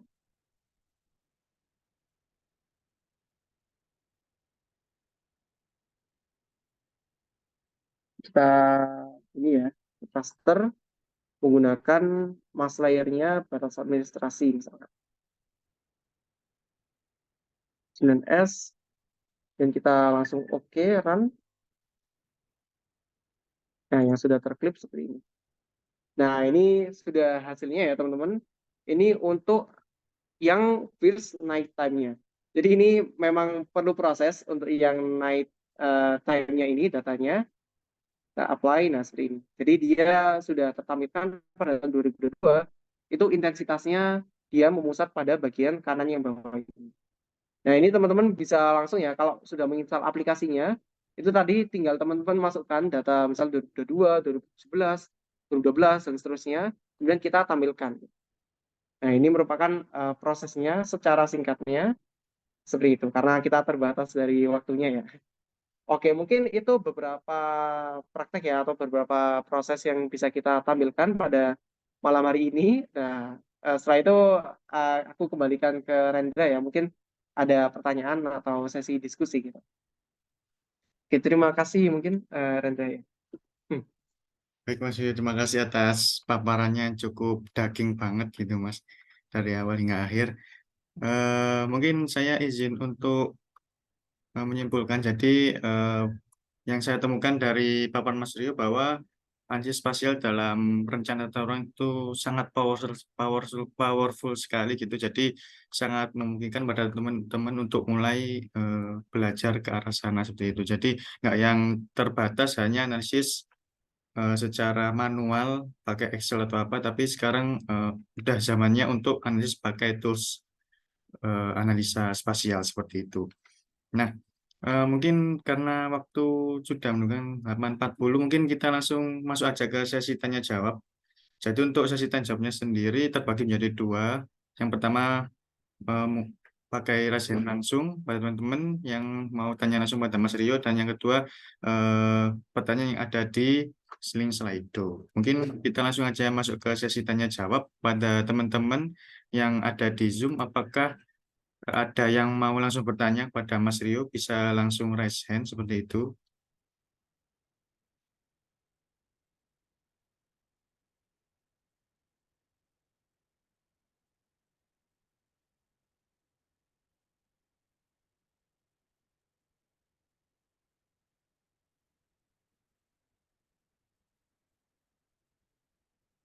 Ya, ini ada Mas Renaldi Zuan. Kepada Mas Renaldi, waktu sudah tepat, saya persilahkan, Mas. Ya, terima kasih banyak Rendra atas kesempatannya dan juga terima kasih banyak atas paparannya. Ini saya izin diskusi ya Mas ya, karena produk kita kan tata ruang ya, dimana tata ruang di produk kita ini kita juga bebas gitu mengeksplorasi teknik-teknik analisa yang mana akan kita gunakan untuk menyusun tata ruang tersebut. Nah, kalau dari Mas Rio kan tadi menjelaskan ada banyak sekali jenis analisa yang bisa kita gunakan dalam menyusun tata ruang. Kalau dari Mas Rio sendiri itu gimana Mas cara Mas Rio untuk mengintegrasikan semua analisa ini menjadi dalam satu produk? Kan mungkin aja ada satu analisis yang nggak Mas Rio pakai dalam penyusunan produk tata ruang, tapi hanya sebagai gambaran umum aja gitu. Nah itu kalau dari Mas Rio kira-kira semua analisa yang Mas Rio pakai itu, yang Mas Rio lakukan itu Mas Rio pakai dalam penyusunan atau enggak, Mas? Kayak gitu. Itu yang pertanyaan pertama mungkin ya. Untuk pertanyaan selanjutnya ini masih agak nyambung sih. Ini izin sharing juga, selama selama kegiatan dengan dinas-dinas gitu, menyusun proses tata ruang. Nah, biasanya hasil-hasil analisa kita tuh kadang nggak dipakai gitu loh, Mas. Ya tahu sendiri, ada kepentingan politik atau kepentingan apa gitu. Kayak tiba-tiba udah keluar SK-nya, padahal berdasarkan hasil analisa kita itu nggak, ya kurang sesuai gitu. Tapi mereka uh, sudah ada SK jadi nggak bisa dibantah gitu. Nah, kalau dari Mas Rio memandang hal ini itu gimana? Kayak gitu sih, masalahnya kalau dari dinas kan ujuk-ujuk keluar SK tapi nggak ada penjelasan saintifiknya gitu, jadi kurang bisa dipercaya oleh kita sebagai kalangan akademis gitu, Mas. Terima kasih. Oke, silakan Mas Rio untuk langsung menjawab pertanyaan dari Mas Renaldi Zuan. Oke, kayaknya pertanyaan kedua itu pengalaman ya, Aldi. Oke, Iya, Mas, pengalaman kita. pengalaman yang menyakitkan. Enggak sih. Oke, jadi ini ya, sebelumnya terima kasih atas pertanyaannya ya, Aldi. Mungkin yang dari pertanyaan pertama ya, bagaimana kita mengintegrasikan, kan ada banyak banget tuh analisisnya eh, yang telah dilakukan, bagaimana kita mengintegrasikannya gitu kan. Nah, sebenarnya kalau dari segi analisis, kita bisa analisis spasial ya, itu semuanya itu saling terhubung. Karena kita bisa menggunakan input itu dari analisis yang telah dilakukan. Secara sederhana, itu mungkin kalau yang tak pandang ini ya, yang tak pandang itu dia sebagai pengintegrasi atau ya pengintegrasi dari berbagai analisis yang ada, itu analisis pemodelan. Baik itu pemodelan land use ataupun pemodelan transportasi atau pemodelan yang lain.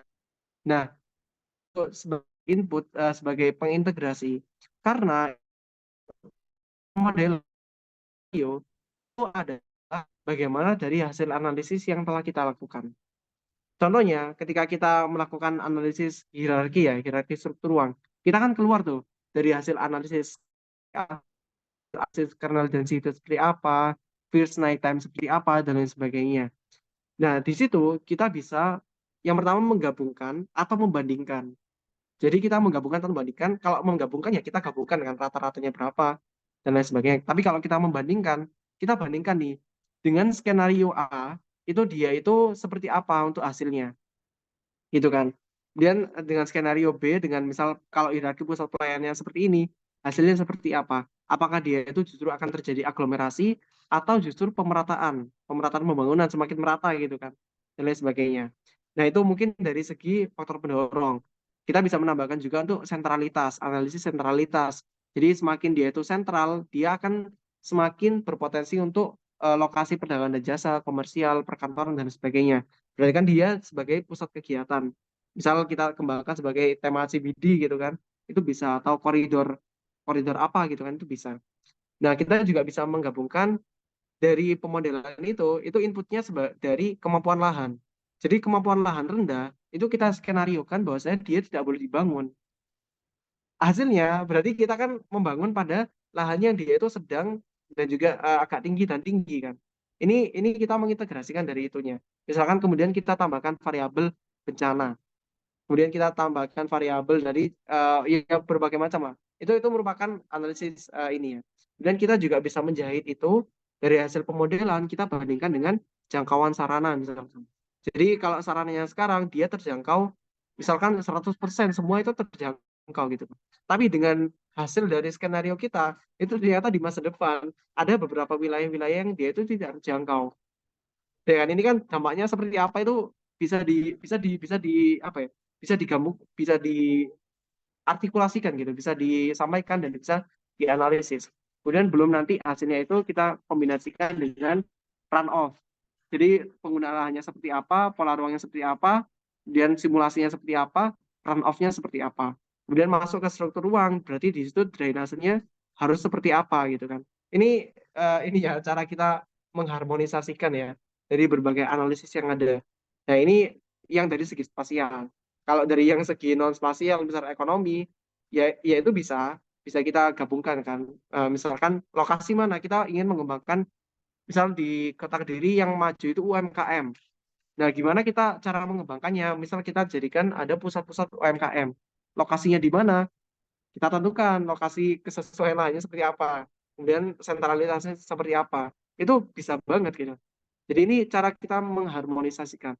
Tapi kendalanya, yang pertama di tata ruang itu biasanya keterbatasan waktu dan sumber daya. Dan juga datanya. Jadi kita repotnya di situ.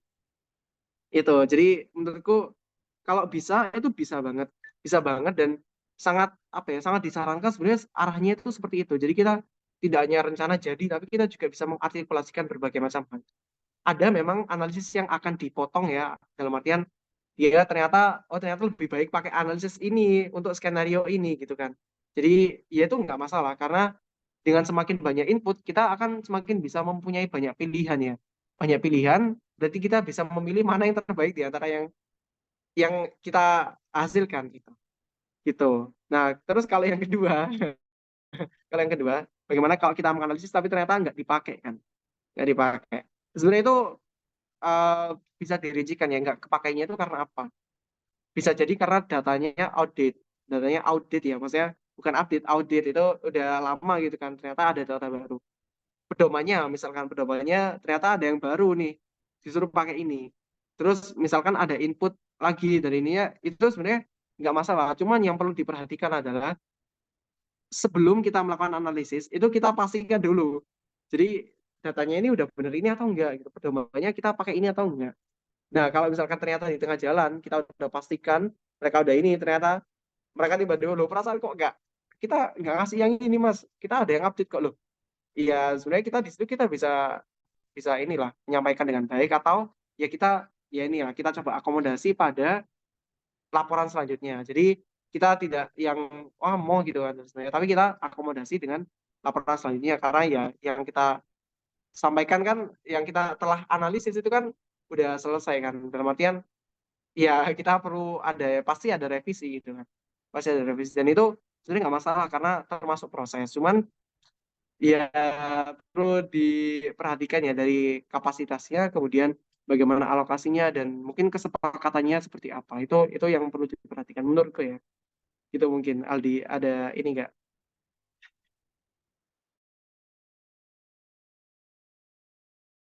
Banyak Oh mas iya Mas. atas datanya.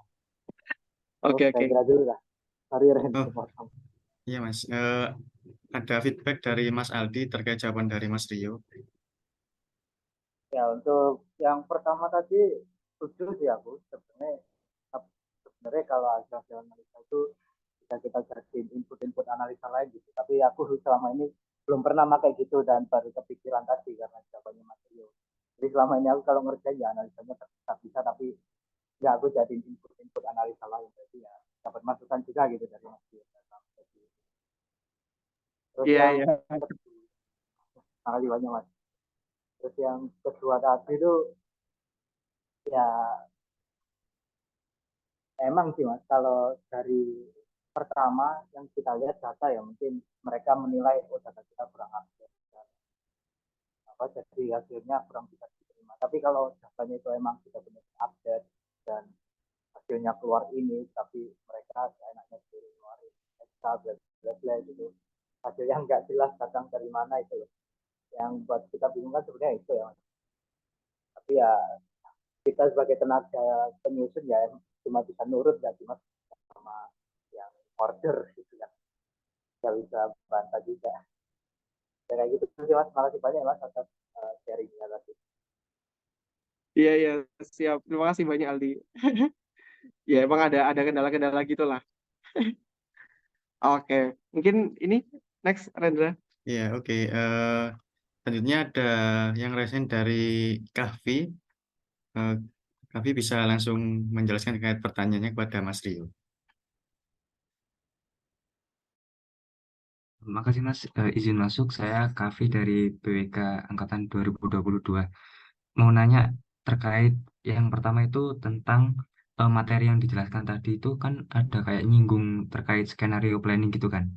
Nah itu apakah nggak ada kayak tools kayak expert choice gitu yang bisa digunakan dalam prosesnya gitu Mas. Terus yang kedua itu di prakteknya tadi itu kan ada apa proses nge-clean apa hasil cleannya itu ada kayak tulisan error itu aman nggak Mas? Atau ada kayak kendala takutnya nanti waktu dilanjutkan gitu. Terus yang terakhir itu terkait F apa VI virus ini itu ada korelasinya sama modis nggak Mas?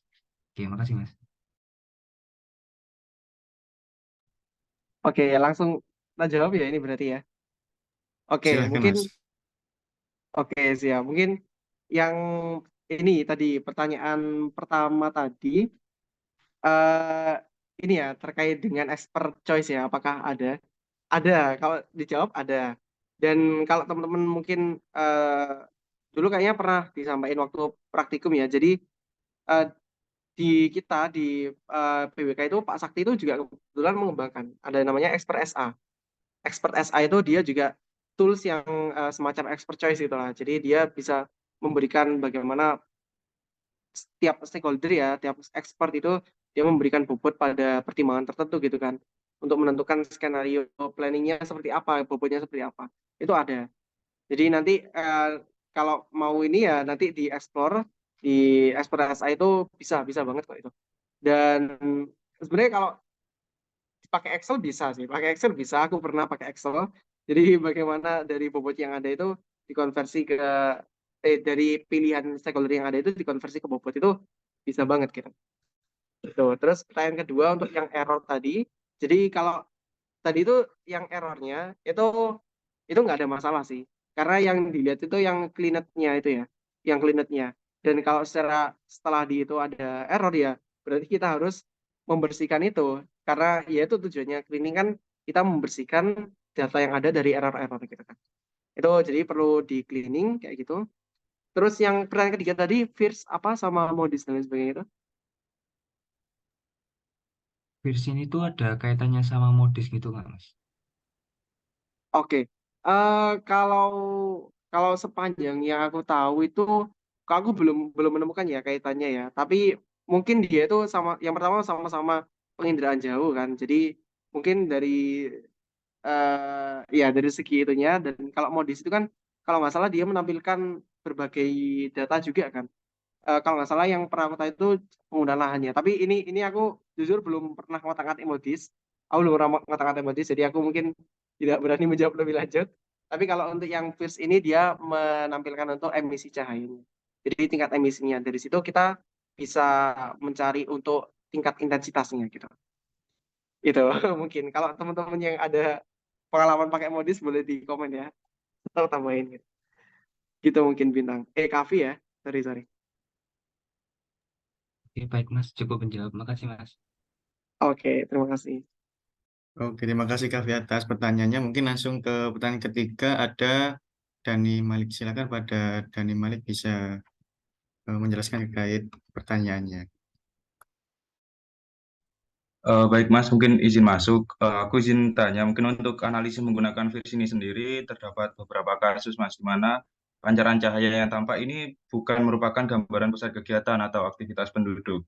Nah, dalam beberapa lokasi ini, beberapa pertambangan, tambak, ataupun perkebunan, khususnya kebun buah naga nih, yang pada malam hari menggunakan lampu dalam jumlah banyak, memiliki nilai pancaran cahaya yang tinggi gitu dalam pengamatan citra. Nah, untuk pertanyaan saja penelitian ataupun interpretasi citra jika pada awalnya nilai pancaran cahaya ini diasumsikan sebagai pusat kegiatan dan digunakan dalam penentuan struktur ruang seperti itu Mas. Mungkin untuk pertanyaan yang kedua, karena dalam user guide citra virs ini ada scale factor ya Mas ya. Apakah untuk mengolah data virs ini selanjutnya kita perlu mengalihkan terlebih dahulu value yang ada pada virsnya ini dengan scale factor yang ada pada tiap komponen seperti itu Mas. Mungkin dua pertanyaan itu. Oke, iya. Terima kasih Mas Dani ya atas pertanyaannya ya. Mungkin yang pertanyaan kedua saya masih ini ya, masih juga sama-sama mengeksplorasi. Nah, tapi untuk yang pertanyaan pertama itu ya, jadi sebenarnya terkait dengan nighttime light ini, itu dia ada errornya. yaitu tadi. Jadi ada beberapa yang memang itu bisa dibilang seperti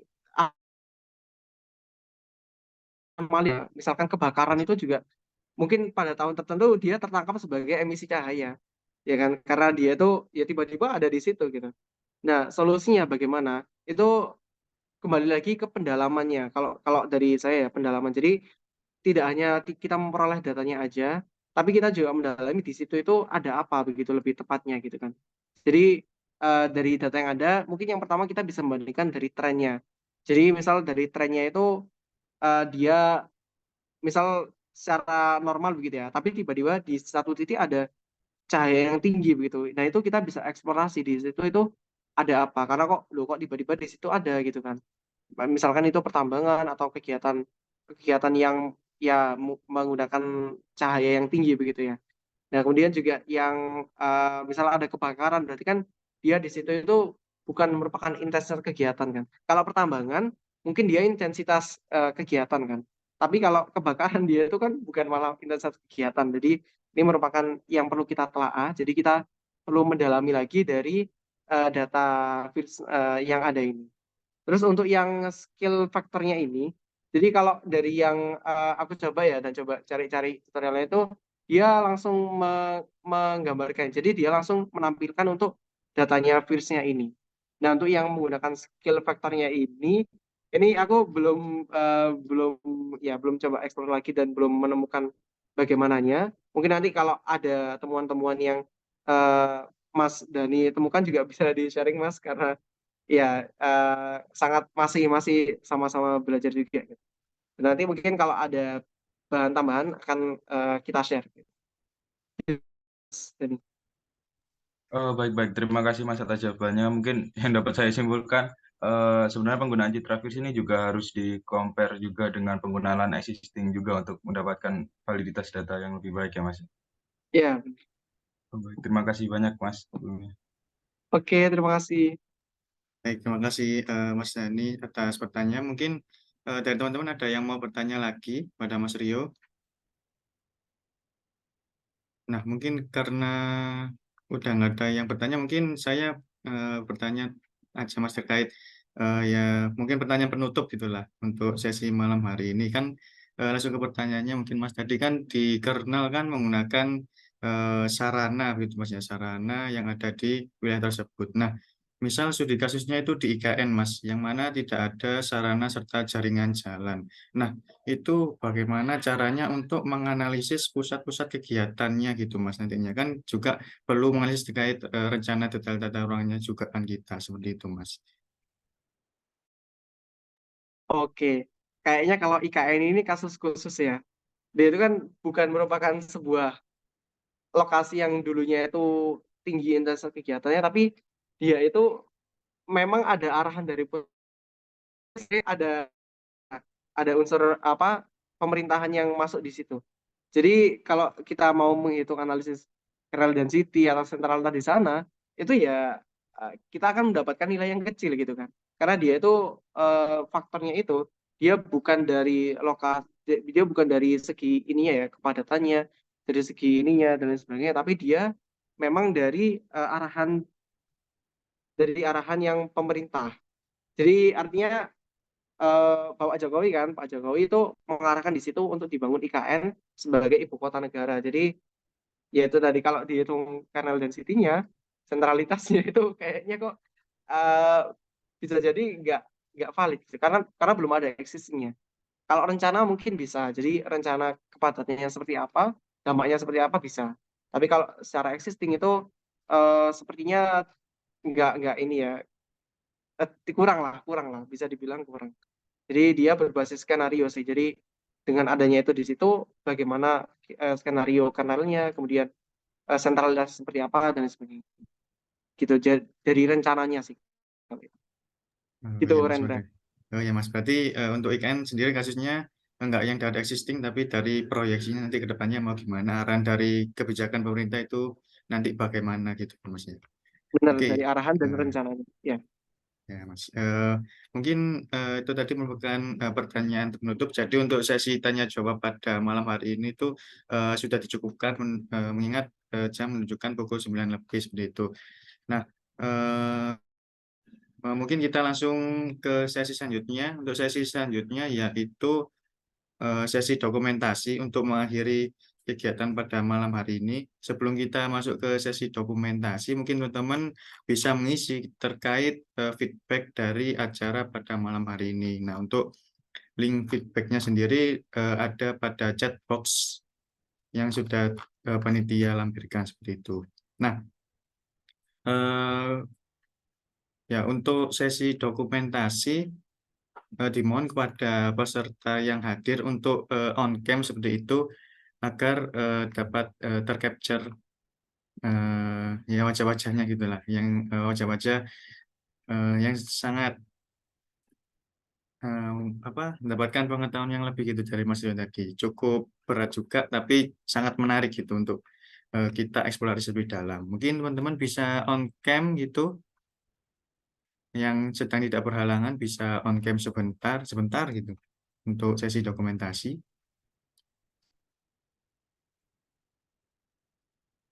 Ini yang on cam masih sedikit, mungkin saya tunggu sampai 9.05 gitu. Teman-teman bisa on cam sebentar untuk dokumentasi.